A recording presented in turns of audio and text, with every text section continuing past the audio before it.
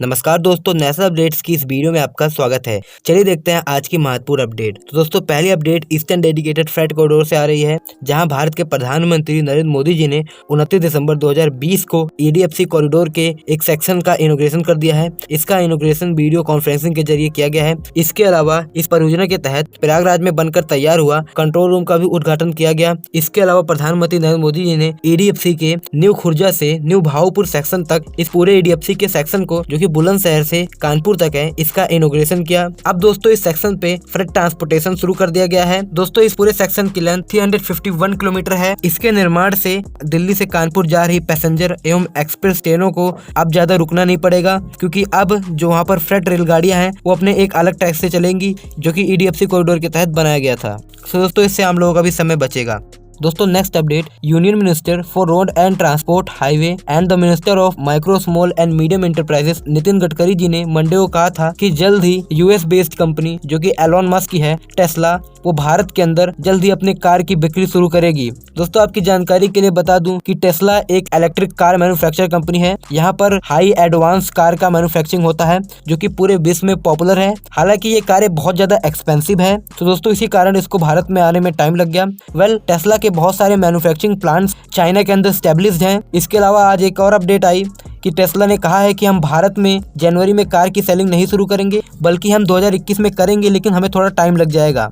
अभी वो अपनी मैन्युफैक्चरिंग सेटअप भारत में नहीं करेगा, अभी वह सिर्फ भारत में सेलिंग करेगा। अगर यहाँ पर उसको उपभोक्ता मिल जाते हैं, उसका पूरा मार्केट मिल जाता है, अगर टेस्ला कंपनी की कार की बिक्री अच्छी हो जाती है, तो जल्द ही टेस्ला भारत में मैन्युफैक्चरिंग सेटअप करने के बारे में भी सोच सकता है। इसके अलावा नितिन गडकरी जी ने यह भी कहा कि भारत आने वाले 5 सालों में ऑटोमोबाइल के क्षेत्र में एक हब बनकर उभरेगा, क्योंकि दोस्तों भारत भी अपने यहाँ पर इलेक्ट्रिक व्हीकल्स पे बहुत ज्यादा ध्यान दे रहा है। इसके तहत भारत ने फेम स्कीम को भी अपनाया था, जिस पर मैंने ऑलरेडी वीडियो बनाई है।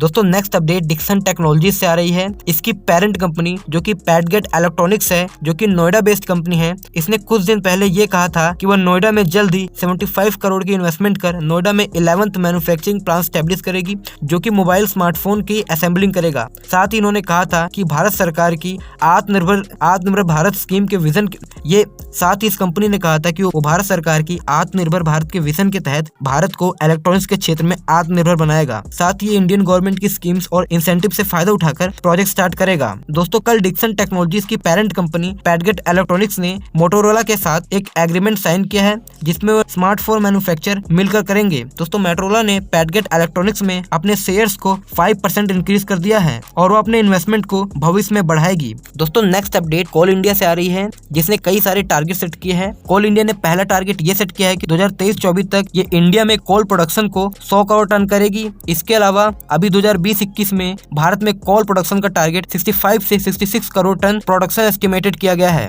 इसके अलावा 2021 में कोल सेक्टर में आने वाली चुनौतियों के कारण कंपनी क्लीन एनर्जी सेक्टर में एंट्री करने की योजना बना रही है। इसके अलावा कोल इंडिया एल्यूमिनियम प्रोडक्शन, माइनिंग और सोलर एनर्जी सेक्टर में करीब 2.5 लाख करोड़ निवेश करने की योजना बना रही है। इससे दोस्तों कोल इंडिया अन्य सेक्टर्स में निवेश कर अपना दायरा बढ़ाना चाहती है। इससे दोस्तों भारत में रोजगार के नए अवसर उत्पन्न होंगे। दोस्तों, नेक्स्ट अपडेट अयोध्या से आ रही है, जहां राम मंदिर के पूरे कॉम्प्लेक्स के निर्माण का एस्टिमेटेड कॉस्ट 1100 करोड़ एस्टिमेटेड किया गया है, तथा इसके लिए बहुत पहले ही ऑनलाइन डोनेशन भी शुरू की गई थी, जिसके तहत 28 दिसंबर 2020 तक राम मंदिर ट्रस्ट को लगभग 100 करोड़ रुपए का डोनेशन प्राप्त हुआ है। इसके अलावा भारत में कई जगह आरएसएस, वीएचपी राम मंदिर निर्माण के लिए फंड इकट्ठा कर रही है। ये फंड लगभग फरवरी तक इकट्ठा किया जाएगा। दोस्तों, मीडिया रिपोर्ट्स के अकॉर्डिंग राम मंदिर कॉम्प्लेक्स का निर्माण करीब 67 एकड़ के क्षेत्र में किया जाएगा। इसके अलावा राम मंदिर ट्रस्ट के अकॉर्डिंग लगभग 400 से 500 करोड़ रुपए सिर्फ राम मंदिर के निर्माण में ही खर्च हो जाएंगे, तथा 1100 करोड़ रुपए पूरे परिसर के निर्माण में खर्च होने की उम्मीद है। दोस्तों, next update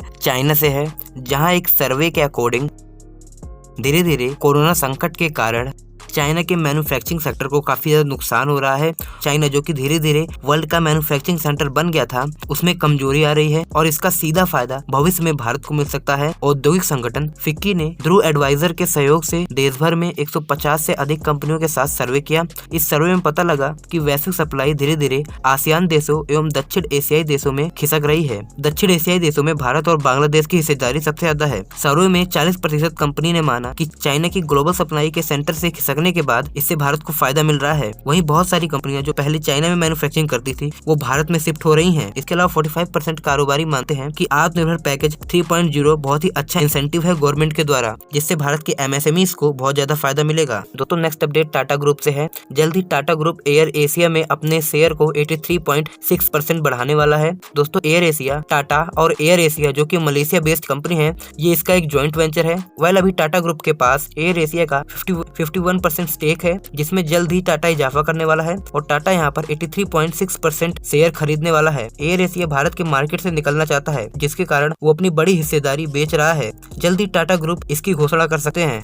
next update energy sector से है, जहां global investment manager AMD capital और इंडियन बेस्ड सैटेलाइट पावर ने एक पार्टनरशिप की है, जिसकी वर्थ लगभग $300 मिलियन है। ये दोनों मिलकर 50-50 की साझेदारी के तहत भारत के एनर्जी के क्षेत्रों में इन्वेस्टमेंट करेंगे। ये भारत में western, southern, north east region, यहाँ पर renewable energy, strengthening of power, इन सब की डिलीवरी के इंफ्रास्ट्रक्चर को बेहतर करेंगे। इस प्रोजेक्ट से भारत के अंदर क्लीन एनर्जी रेवोल्यूशन आने वाला है। ये दोनों कंपनियां मिलकर करीब 4 बड़े प्रोजेक्ट चलाएंगे। दोस्तों नेक्स्ट अपडेट अमेजोन से है। आपको पता होगा कि अमेजोन के वेयर हाउसेस में, महाराष्ट्र में अमेजोन के वेयर हाउसेस पे अमेजोन के कार्यकर्ताओं ने हमले किए थे, जिसका मुख्य कारण था कि वे चाहते थे कि मराठी भाषा को अमेजोन इंक्लूड करें। इसके लिए उन्होंने ट्विटर पे ट्रेंड चलाया था कि no Marathi no Amazon. So guys Amazon ने भी कहा है कि वो जल्द ही मराठी लैंग्वेज को इंक्लूड करने वाले हैं, जिस पर वो अभी काम कर रहे हैं। वेल दोस्तों MNC के जो वर्कर्स ने अमेजोन के वेयर हाउस पे तोड़फोड़ की, वो अच्छा बिल्कुल भी नहीं है। इससे दोस्तों भारत के FDI की ग्रोथ में नुकसान हो सकता है, क्योंकि आज के समय में भारत की FDI जो है काफी अच्छी आ रही है।